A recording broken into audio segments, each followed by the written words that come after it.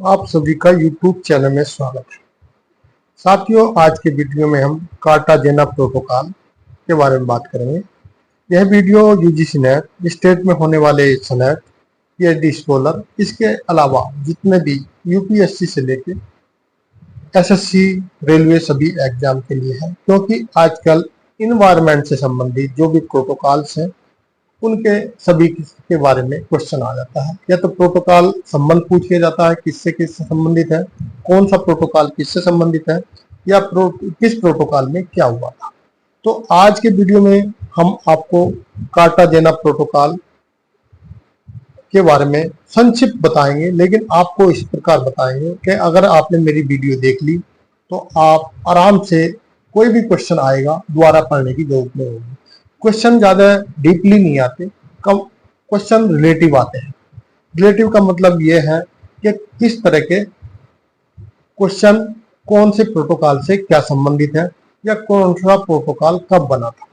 तो दोस्तों, आपको मैं कार्टाजेना प्रोटोकॉल जाने से पहले, इसके संदर्भ से जाने से पहले, मैं इसके थोड़े से बैक में जाने की आपको ले जाने की कोशिश करेंगे, क्योंकि आप अगर इसी पढ़ेंगे तो कुछ भी आपको समझ नहीं आएगा।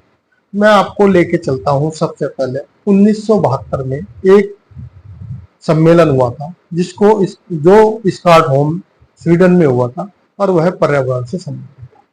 उसमें पर्यावरण के बारे में सबसे पहला सम्मेलन मान लीजिए कि पर्यावरण के बारे में चिंता जताई गई थी, या जो पर्यावरण हमारा नुकसान देखा गया उस पहली बार के पर्यावरण को भी नुकसान हो रहा है, क्योंकि आर्थिक, सामाजिक और राजनीतिक या सभी तरह का जो विकास हो रहा है वो एक दूसरे विकास से संबंधित है, और उस विकास का कहीं ना कहीं पर्यावरण पे नुकसान हो रहा है। तो पर्यावरण का नुकसान ना होते हुए उसको कैसे हम विकास करें जो पर्यावरण का नुकसान है। उसके 20 साल बाद 1992 में पृथ्वी सम्मेलन होता है। पृथ्वी सम्मेलन का जो मेन मुद्दा था वह था विकास, या यह कहेंगे पर्यावरण और विकास पर संयुक्त राष्ट्र का सम्मेलन था, जिसको हम UNCED भी बोलते हैं। और इसमें मेन जो चर्चा की गई थी, या जो इस पे प्रकाश डाला गया था, इसमें आर्थिक, सामाजिक और के साथ साथ पर्यावरण कारण जो एक दूसरे पर निर्भर है उनके विकास, यानी कि विकास पर डाला गया, और विकास इस प्रकार किया जाए जिससे हमारे पर्यावरण को नुकसान ना हो, पर्यावरण के नुकसान ना हो और विकास भी हो। या जो विकास कर रहे हैं देश, वो जो पर्यावरण के जो उपयोग में को ज्यादा कर रहे हैं, या जो नहीं कर रहे देश, उनके लिए एक क्या मतलब संसाधनों के बंटवारे के संबंधी भी इसमें बात है।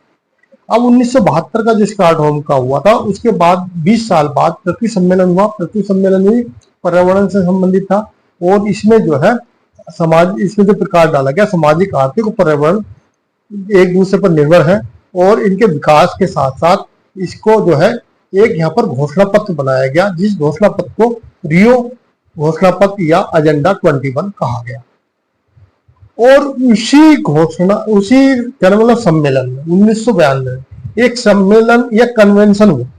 ये कन्वेंशन का क्या एजेंडा बना, या इसको एजेंडा कह लीजिए, या ये कह लीजिए एक मसौदा बना। मसौदा कौन सा बना पृथ्वी सम्मेलन में? वहां पर बना जैव विविधता पर कन्वेंशन, यानी कि जो जैव विविधता से संबंधित है। जैव विविधता का मतलब है पृथ्वी पर जो जीवों की विविधता है उसको संदर्भित करता है, और उसमें जो है जो जीव है हमारे, वो उसमें पारिस्थितिक तंत्र भी है, उनका विकास भी है, उनकी प्रक्रिया भी है, और उनके जीवन के संबंधी, बनाए रखने के संबंधी क्या क्या आवश्यकताएं हैं, और किस तरह का एनवायरनमेंट चाहिए, ये सब जो है जैव विविधता में आता। तो एक मसौदा बनाया गया जैव विविधता पर कन्वेंशन के नाम से, और उसको जो है वहां पर साइन किया गया। उसको इंग्लिश में CBD यानी कन्वेंशन ऑफ बायोलॉजिकल डाइवर्सिटी बोला गया। और इसके साथ ही जो है इस पे अब जैव विविधता पर कन्वेंशन के बाद क्या हुआ, जब इसको पूर्ण तरह से लागू कर दिया गया, लागू करने के बाद अब इसके सहयोग के लिए 2 प्रोटोकॉल और बने। इसके सहयोग के लिए जैव विविधता पर कन्वेंशन के लिए एक प्रोटोकॉल बना कार्टाजेना प्रोटोकॉल, दूसरा बना नागोया प्रोटोकॉल, जो इसके पूरक है। किसके? जैव विविधता पर कन्वेंशन। तो आज हम उसमें से एक प्रोटोकॉल पे बात करेंगे, कार्टाजेना प्रोटोकॉल। जैव विविधता पर कन्वेंशन के लिए जैव सुरक्षा पर कार्टाजेना प्रोटोकॉल एक अंतरराष्ट्रीय संधि है। यानी कि जैव विविधता कन्वेंशन कब हुआ था? बना था 19 पृथ्वी सम्मेलन में मसौदा बना गया और उसका 1993 तक साइन हो गया और लागू कर दिया गया। तो कन्वेंशन के लिए जैव सुरक्षा, अब जैव सुरक्षा यानी कि प्रोटेक्शन के लिए कार्टाजेना प्रोटोकॉल एक अंतरराष्ट्रीय संधि है। एक अंतरराष्ट्रीय संधि बनाई गई जो आधुनिक जैव प्रौद्योगिकी से उत्पन्न जीव संशोधित जीवों, जिसको एलएमओ का मतलब होता है लाइव मॉडिफाइड ऑर्गन, के एक देश से दूसरे देश को आवागमन और नियंत्रण करता है। यानी कि इसमें क्या हुआ, जो आधुनिक जैविक प्रौद्योगिकी के कारण हम कुछ जीवों को क्या कर रहे हैं, संशोधित कर रहे हैं या उनको नए तरह से बना रहे हैं। यानी कि जिस प्रकार एक पौधे से कलम लगा के, एक थोड़ा सा उदाहरण दे रहा हूं, जिस प्रकार पौधे को हम मॉडिफाई कर देते हैं उसकी अच्छी खान, इसी प्रकार जीवों में भी कोशिश की जा रही है। अब उसको एलएमओएस बोला जाता। अब फिर उसको एक देश से दूसरे देश में आवागमन, यानी कि एक देश से दूसरे देश को आवागमन को नियंत्रण करता है कौन? Cartagena protocol. हमारे देश में भी कुछ अभी क्या आए थे, चीतों को लाया गया था, वो भी इसी के इस प्रोटोकॉल के तहत ही लाया गया था। इसे 29 जनवरी 2000 को जैव विविधता पर कन्वेंशन के पूरक समझौते के रूप में अपनाया गया। यानी कि इसको कब अपनाया गया? 2000 में अपनाया गया है, लेकिन यह किसका सहयोगी है? यह जो है जैव विविधता कन्वेंशन जो 92 में पृथ्वी सम्मेलन में था उसका सहयोगी था और 11 सितंबर 2003 को इसको लागू कर दिया गया। कौन से को? कार्टाजेना प्रोटोकॉल को। तो सबसे पहले मैं आपको फिर रिपीट करता हूँ, 1972 में पर्यावरण के संबंधी एक सम्मेलन हुआ था स्टॉकहोम में, स्वीडन में। वो पर्यावरण संबंधी था। उसके 20वीं वर्षगांठ पे 1992 में पृथ्वी सम्मेलन हुआ जो कि रियो डी जेनेरियो में हुआ था। वह भी उसमें जो है पर्यावरण, उसमें विकास यानी हमारे विकास पे प्रकाश डाला गया, सामाजिक, आर्थिक, पर्यावरण, और उसमें यह देखा गया एक दूसरे पर यह निर्भर है, लेकिन विकास किया जाए और विकास ऐसे किया जाए जिसका पर्यावरण पर नुकसान हो। लेकिन उसमें एक मसौदा तैयार किया गया जिसको जैव विविधता पर कन्वेंशन बोला गया, जो जैव विविधता का मतलब पृथ्वी पर जीवन से संदर्भित है, चाहे मनुष्य से लेके एक छोटे से जीव संबंधित, और उसमें उसकी पारिस्थितिक तंत्र भी आता है, विकास भी आता है, प्रक्रिया भी आती है, और जीवन के बनाए रखने के लिए जितने भी संबंधित चीजें हैं वो सब कुछ आती है। अब उसको जैव विविधता पर कन्वेंशन के एक सहयोग या पूरक के तौर पे, यानी कि उसकी सुरक्षा के लिए एक प्रोटोकॉल और बना जिसका नाम था कार्टाजेना प्रोटोकॉल, जिसके बारे में मैं आपको अभी बताया हूँ। 29 जनवरी 2000 को जैव विविधता पर कन्वेंशन के पूरक समझौते के रूप में इसको अपनाया गया और यह एक अंतरराष्ट्रीय संधि थी और 11 सितंबर 2003 को लागू कर दिया गया। कार्टाजेना प्रोटोकॉल को किसका पूरक समझौता माना जाता है, यह क्वेश्चन आया है। तो ये जैव विविधता पर कन्वेंशन जो कि पृथ्वी सम्मेलन में मसौदा बना था उसका पूरक या उसका सहयोगी के रूप में माना जाता है, जबकि दो हो, एक और है नागोया प्रोटोकॉल, वो भी इसका पूरक ही है। कार्टाजेना प्रोटोकॉल का लक्ष्य, अब कोई भी आपको प्रोटोकॉल जब क्वेश्चन आता है उसमें उसका लक्ष्य पूछा जाता है या किससे संबंधित है। तो इसमें जो है जैव सुरक्षा प्रोटोकॉल, यानी कि पहला जो था जैव विविधता कन्वेंशन था, वो पूरे जैव की, चाहे जो जीव है पृथ्वी पर, उनकी पारिस्थितिक तंत्र, विकास, प्रक्रिया और जो जीवन को बनाए रखने के संबंधित था। लेकिन कार्टाजेना प्रोटोकॉल जैव की सुरक्षा, उनकी सुरक्षा के संबंधित प्रोटोकॉल है।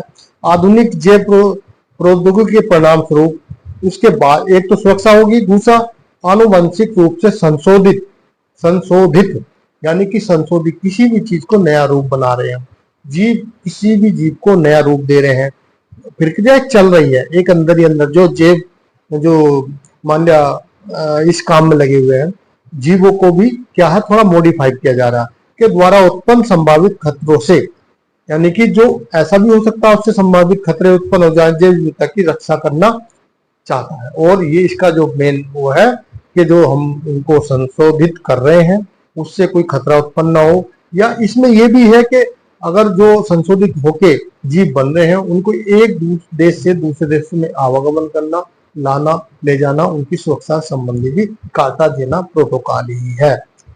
कार्टाजेना प्रोटोकॉल जो है का मसौदा तैयार कब हुआ था? 29 जनवरी 2000 को हुआ था। कार्टाजेना प्रोटोकॉल पर हस्ताक्षर कब हुआ? 16 मई 2000 में हुआ। अब कार्टाजेना प्रोटोकॉल किस जगह तैयार हुआ था? तो मॉन्ट्रियल, क्यूबेक, कनाडा में तैयार हुआ। कार्टाजेना प्रोटोकॉल कब से प्रभावी हुआ? 11 सितंबर 2003 से प्रभावी हो गया था। कार्टाजेना प्रोटोकॉल पर हस्ताक्षरकर्ता देश कितने हैं? टोटल इसमें 103 देशों ने हस्ताक्षर किए हैं। तो यहाँ से भी क्वेश्चन बनता है कितने देशों, छोटी छोटी चीजें हैं। और तो इसके बाद कौन सा प्रोटोकॉल, ये क्वेश्चन आया हुआ है जो मैं आपको यहाँ पर दे रहा हूँ, यह पूछा गया है एक एग्जाम में। कौन सा प्रोटोकॉल सभी जीवित संशोधित जीवों की सीमा पार, यानी कि सीमा पार मतलब एक देश से दूसरे देश, आवाजाही, पारगमन, रखरखाव और उपयोग पर लागू होता है, जिसका जैव विविधता के संरक्षण और सतत विकास पर प्रतिकूल प्रभाव पड़ सकता है। तो यह प्रोटोकॉल जो कौन सा? कार्टाजेना प्रोटोकॉल ही इससे संबंधित है। प्रोटोकॉल जीवित संशोधित जीव, लिविंग मॉडिफाइड ऑर्गेनिज्म, यानी कि LMO का आपको फुल फॉर्म भी पूछा जा सकता है। अभी तक तो मेरे को ये ध्यान नहीं, लेकिन ये अभी काफी चल रहा है क्योंकि हमारे देश में जो चीते आए थे वो भी इसी प्रोटोकॉल के संबंध के द्वारा ही आए थे। इस कहने मतलब कार्टाजेना प्रोटोकॉल जो संधि है उस संधि के अंतर्राष्ट्रीय संधि है, जो जीव भी एक दूसरे देश से दूसरे देश में आवागमन कर रहे हैं इसी प्रोटोकॉल से। तो LMO के बारे में पूछा जा सकता है या फुल फॉर्म, तो लिविंग मॉडिफाइड ऑर्गेनिज्म है इसका फुल फॉर्म, जो किसी भी जीवित जीव के रूप में परिभाषित करता है। अब मैं बात करूंगा आपको थोड़ा सा लिविंग मॉडिफाइड ऑर्गेनिज्म जो है LMO, किसी भी जीवित जीव के रूप में परिभाषित करता है, यानी को कोई भी जीव है और जीवित है उसमें जो है यह परिभाषित करता है, जिसमें आधुनिक जैव प्रौद्योगिकी के उपयोग के माध्यम से, यानी कि जो आधुनिक जैव प्रौद्योगिकी है, जो हमारे जैव प्रौद्योगिकी चल रही है, जिस प्रकार ICT है कितना उसमें एजुकेशन में है, इसी प्रकार क्या है जैव प्रौद्योगिकी जो जीवों के संबंधित है के माध्यम से प्राप्त आनुवंशिक सामग्री का एक नया सहयोग होता है, यानी कि जो हमारे जेनेटिक गुण है, एक गुण को दूसरे गुण में मिला के कुछ ऐसे मॉडिफाई किया जाता है। और जीवित जीव का अर्थ है कोई भी जैविक इकाई जो आनुवंशिक सामग्री को स्थानांतरण या प्रतिकूलित करने के समक्ष है, जिसमें वाहन जीव, वायरस को वायरोइड शामिल है। ये सब जो है किसमें? LMO में आता है।